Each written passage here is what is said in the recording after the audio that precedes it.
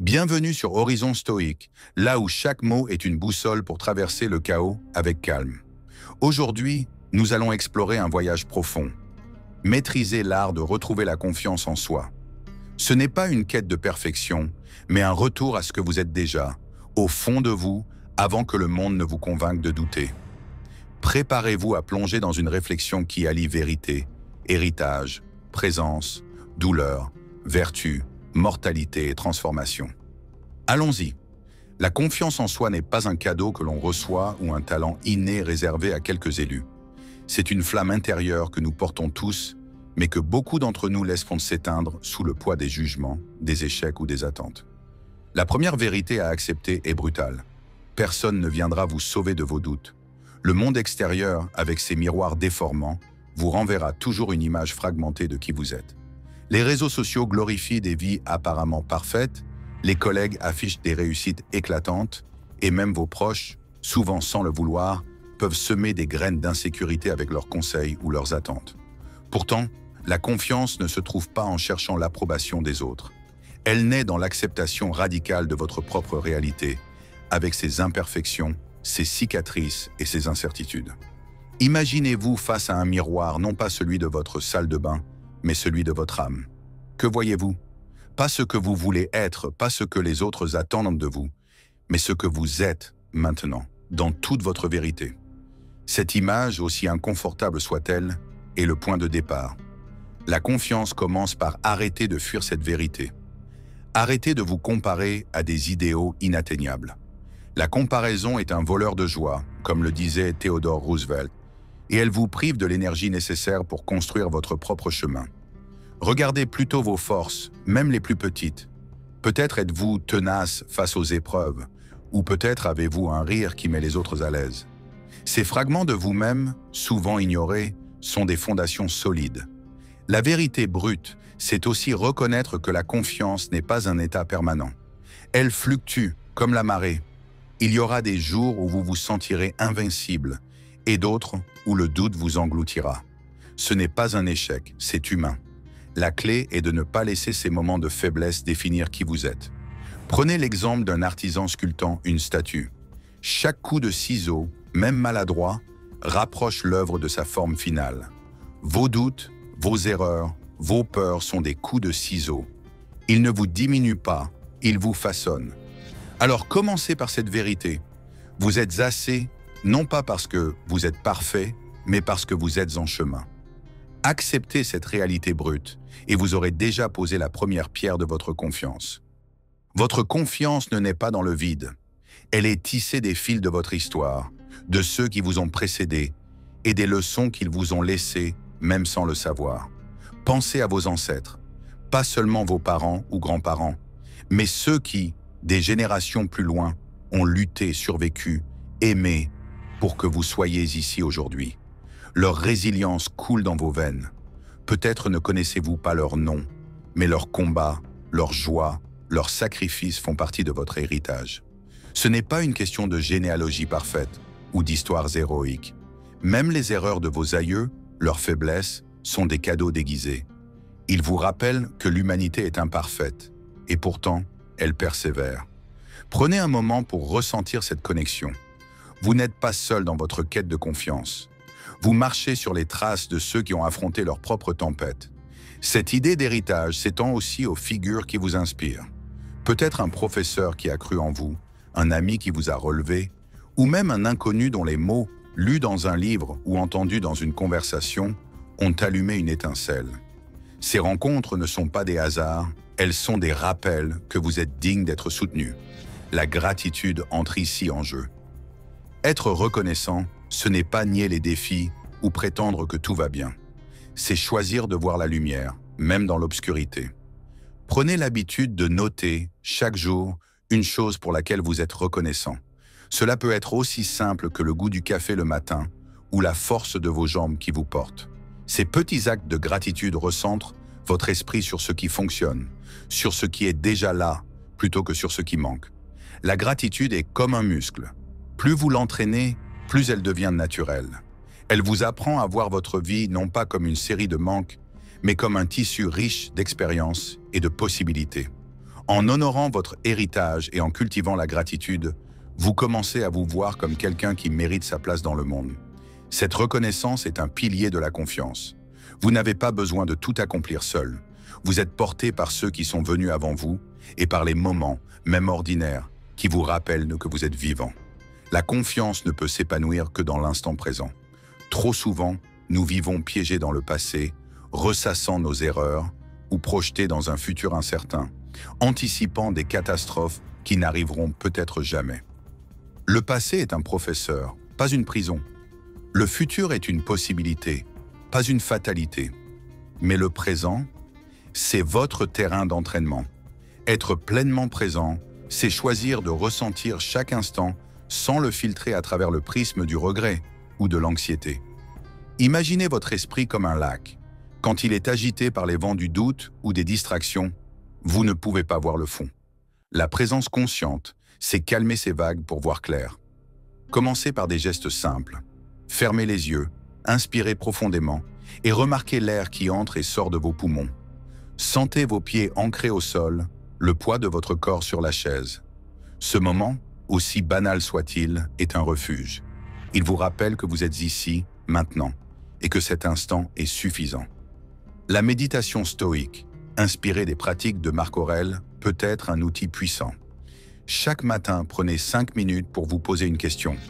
Qu'est-ce qui est en mon contrôle aujourd'hui? Pas la météo, pas l'opinion des autres, pas les imprévus.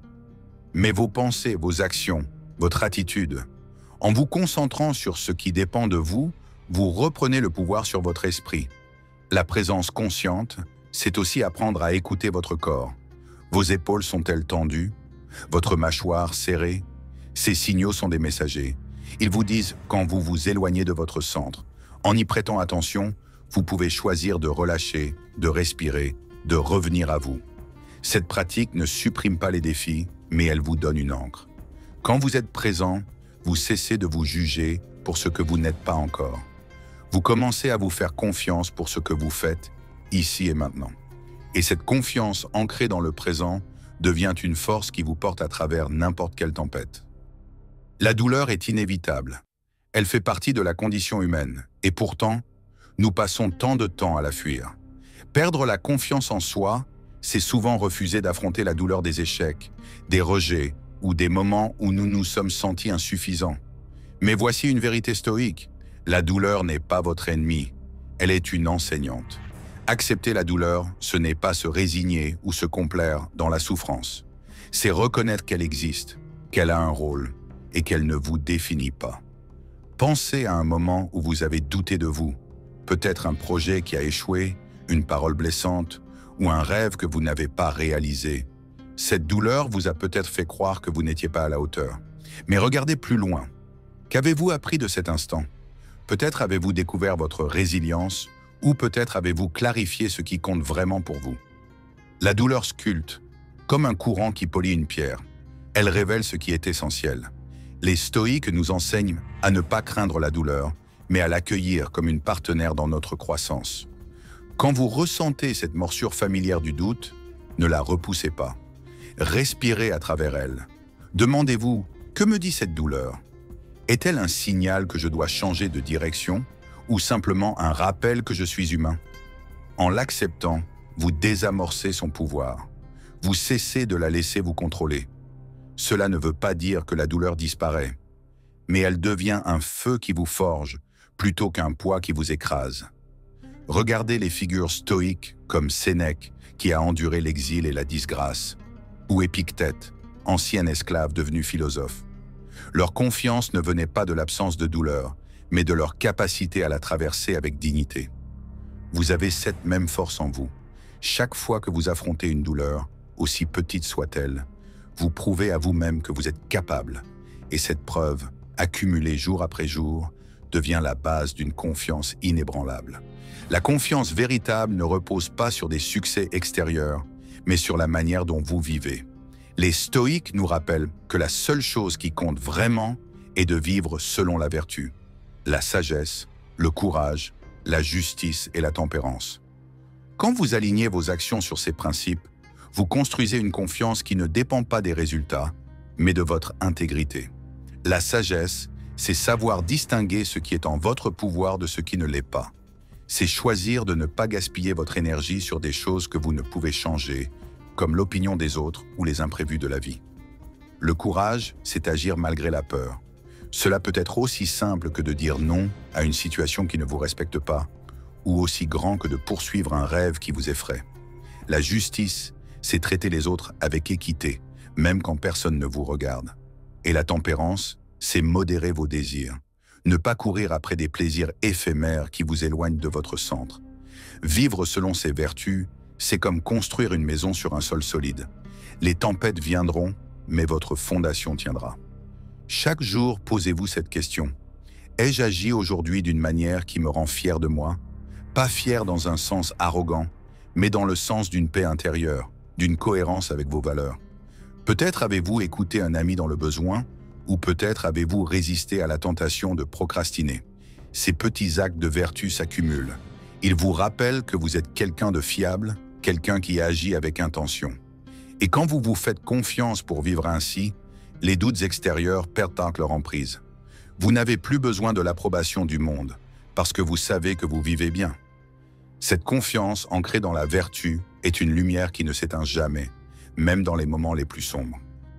Rappelez-vous que vous allez mourir. Cette phrase Memento Mori n'est pas morbide. Elle est libératrice. La confiance en soi fleurit quand vous réalisez que votre temps est limité.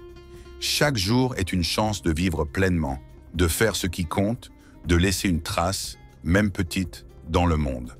La mort n'est pas une menace, c'est un rappel que chaque instant est précieux. Imaginez-vous à la fin de votre vie, regardant en arrière. Qu'est-ce qui vous rendrait fier? Pas les likes sur une photo, pas une promotion éphémère, mais les moments où vous avez été fidèle à vous-même, où vous avez aimé, où vous avez osé. Memento Mori vous pousse à lâcher les peurs insignifiantes. Pourquoi craindre le jugement des autres quand nous partageons tous le même destin? Pourquoi vous retenir par peur d'échouer quand chaque échec est une leçon qui vous rapproche de votre vérité? Les stoïques méditaient sur la mort, non pas pour se morfondre, mais pour vivre avec urgence. Marc Aurèle écrivait « Tu peux quitter la vie dès maintenant. Que cela détermine ce que tu fais, dis et pense. » Cette perspective dissout les doutes. Elle vous ramène à l'essentiel. Si vous saviez que demain est votre dernier jour, parleriez-vous différemment? Agiriez-vous avec plus de courage? Aimeriez-vous plus librement? La réponse à ces questions est un guide pour aujourd'hui. Memento Mori vous apprend aussi à ne pas vous attacher à ce qui est éphémère. La beauté physique s'estompe, les possessions s'usent, les opinions des autres s'effacent. Ce qui reste, c'est votre caractère, vos actions, votre impact. En méditant sur votre mortalité, vous trouvez la liberté de vous concentrer sur ce qui dure. Cette clarté nourrit une confiance profonde, car vous savez que vous vivez pour ce qui compte vraiment. Chaque matin, prenez un instant pour murmurer « Memento Mori ». Laissez ces mots vous recentrer, vous pousser à être la meilleure version de vous-même, aujourd'hui. La confiance en soi n'est pas une destination, mais un rituel. C'est une pratique quotidienne, un retour constant à votre centre. Ce rituel intérieur commence par l'écoute de vous-même. Chaque soir, prenez un moment pour réfléchir. Qu'ai-je bien fait aujourd'hui? Où ai-je trébuché? Comment puis-je grandir demain? Ce n'est pas une autocritique punitive, mais une conversation honnête avec votre âme. Les stoïques appelaient cela l'examen de conscience. Sénèque le pratiquait chaque nuit, passant en revue ses actions pour mieux se connaître. Ce rituel vous ancre dans votre propre vérité. Il vous rappelle que vous êtes en contrôle de votre croissance. Un autre rituel puissant est la journalisation. Écrivez vos pensées, vos peurs, vos victoires.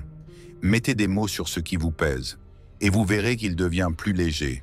Écrivez ce que vous voulez devenir, non pas en termes de succès extérieur, mais en termes de caractère. Voulez-vous être plus patient, plus audacieux, plus compatissant? Ces intentions couchées sur le papier deviennent des phares. Elles guident vos pas, même dans le brouillard. La réflexion intérieure inclut aussi le silence. Dans un monde bruyant, le silence est un luxe. Trouvez 5 minutes chaque jour pour être seul avec vos pensées. Pas de téléphone, pas de distraction. Juste vous, votre souffle, votre présence. Ce silence vous reconnecte à votre force intérieure. Il vous rappelle que vous n'avez pas besoin de remplir chaque instant avec du bruit pour être entier. Ces rituels ne sont pas des corvées. Ils sont des cadeaux que vous vous offrez. Ils vous apprennent à vous faire confiance, non pas parce que vous êtes parfait, mais parce que vous êtes engagé dans votre propre chemin. Avec le temps, ces moments de réflexion deviennent des racines. Ils vous stabilisent, vous donnent la force de tenir debout, quoi qu'il arrive. La confiance naît de cette constance, de cette promesse que vous vous faites de ne jamais vous abandonner. Vous voilà au bout de ce voyage, mais en réalité, ce n'est que le début. Maîtriser l'art de retrouver la confiance en soi, c'est choisir de vivre avec vérité, gratitude, présence, courage, vertu et une conscience aiguë de votre mortalité. C'est un chemin qui demande du temps, de la patience et une foi inébranlable en votre capacité à grandir. Vous n'avez pas besoin d'être quelqu'un d'autre pour être confiant. Vous avez déjà tout ce qu'il faut en vous. Chaque pas que vous faites, chaque moment où vous choisissez d'affronter vos doutes plutôt que de les fuir, est une victoire. Ce voyage n'est pas linéaire. Il y aura des jours où vous trébucherez, où la voix du doute semblera plus forte que celle de votre force intérieure. Mais rappelez-vous, la confiance n'est pas l'absence de peur, c'est le courage d'avancer malgré elle. Vous êtes plus grand que vos incertitudes, plus fort que vos échecs, plus profond que les jugements du monde. Alors continuez. Revenez à ces idées, à ces pratiques, chaque fois que vous en avez besoin. Faites de votre vie une œuvre d'art, sculptée par vos choix, vos vertus, votre vérité. Et si ce voyage vous a touché, si ces mots ont allumé une étincelle en vous, je vous invite à faire 3 choses. Abonnez-vous à Horizon Stoïque pour ne rien manquer de ce chemin. Laissez un like pour soutenir cette quête et partagez dans les commentaires une réflexion, une leçon ou un rituel qui vous aide à cultiver votre confiance. Ensemble, continuons à traverser le chaos avec calme. À bientôt sur l'horizon.